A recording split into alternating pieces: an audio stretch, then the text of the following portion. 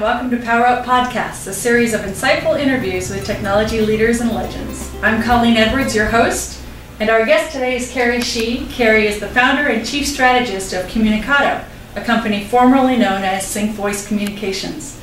Kerry established Sync Voice in 2001 when he was just 26 years old, and we're going to fast forward 7 years to today, and he's now among the most respected thought leaders in the fast-growing unified communications space. So, Kerry, thanks very much for being with us today. Thank you, Colleen. Some say that you're living the entrepreneur's dream.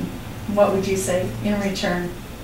I think that's interesting, almost flattering in many ways. I think people have different views of what it is to run a startup into a sort of mid-stage company. I think it is, in many senses, a very exciting wake up, and you get to sort of architect your own week, and almost everything's exciting. The idea about being an entrepreneur is really just being very inquisitive. You know, why can't I do this? Why can't I do that? And if you've actually programmed and built a few things, you've had those moments where you said, you know, this is easy, or wow. And right. I think actually a lot of engineers, people I've met and worked with, think, oh, I could have built that Oracle database or whatever, and it's, you know, it's 90% not that. Right. You know, it's about productizing it and making people care, and I actually think that the trust part and getting people to buy early and all those things, that's in your favor, right? It's like people want to see that part succeed, and yes. If you're solving some advanced problem, they'll give you the benefit of the doubt. I've only found things that are mildly confusing, need to educate people, need to kind of pull them away, because it's just no fun selling, I've found, in those other scenarios where it's feature matrix and stuff. I think if for every dollar moment you can spend with customers, getting them to think about how the business model changes a little bit, or how the go-to-market changes a little bit. I mean, I'll tell you right now, our product on a feature matrix would get matched up with plenty of people, but by the time they work with us, understand our go-to-market and how the whole model works and what we're providing, we stop being as much of a software provider, and we're more just someone you want to partner with to solve this problem. Right.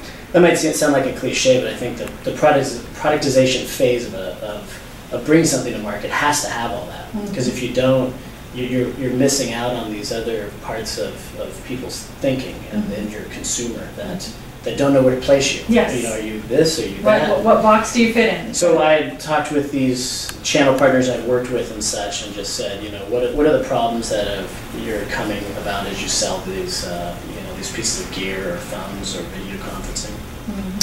And they kind of converged on a set of technical requirements, and just that really fun, agile, sell it during the day, code it at night type of phase was pivotal to figuring out what we were going to be.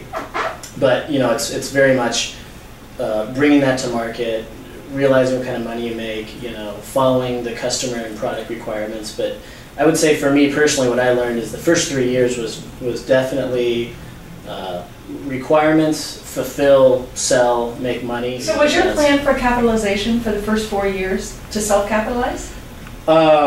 Plan meaning, month-to-month decision. Okay. So we had a couple of, the owner and my boss from the last startup, which did, pretty good, put the money in based on, I guess, knowing me and having a lot of faith and probably a few cocktails or something, if I remember correctly. Did you put any money in, or was it all sweat for you? It was all sweat. All early stage money is bring back the proof points. Right. And it's imperfect data. But so bringing back the story, what are you going to be, and then the more tactical.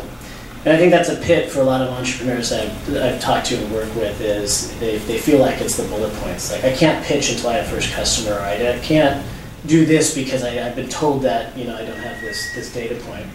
And I mean, every bit of my experience has been that if you're getting pitched 1,000 times as a venture capitalist, I want a story that's huge, that feels huge, that's 3 times overhung what is real today, but you know how to plot some of those things, and then, oh, by the way, Kerry, tell me boards can where be you're real at. advocates and enablers, or sometimes they can be detractors from progress. How is it that you've been able to work so successfully with your board? For me, I've just been on a honeymoon that hasn't ended in many senses with the board, because these guys are super senior. They've seen it all before. They lean towards optimism anyway, because it's, I imagine they sit in board meetings all day, 20 days out of the month, and they hear a bunch of pitches, and it can be kind of, I guess, sense of a little bit mundane. So when you go to a board meeting and they get pumped up on your company, that's great. And when you're kind of part and parcel to that, then you're kind of anchored in the company. So when we sold the early customers, we were under the halo of our partners. So this wasn't myself calling up, a CIO. This was the CIO who was buying from a trusted provider who was making statements about whether our stuff worked or not. Makes a big difference. It's a huge difference, and I think whether you choose channel or direct or hybrid going forward, I highly recommend strategic partners and these sorts of things, and these kind of indirect plays to get in there.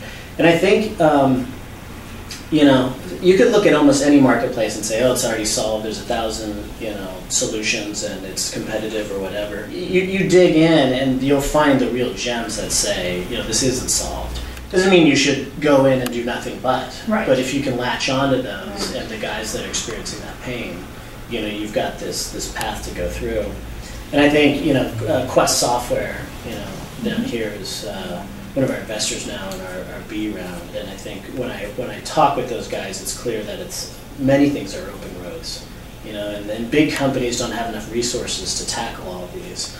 And so that's why they make investments in smaller companies. We're agile, right? We're I'm the founder, but I'm in so many sales calls. I'm talking to rank and file technicians, really looking for those kind of nuanced things, be able to connect them up to the executive thinking on that, and then somewhere there's usually something to sell off of. Now, I just want to take a moment to comment on this, because you've mentioned it 3 different times, and I think it's really important.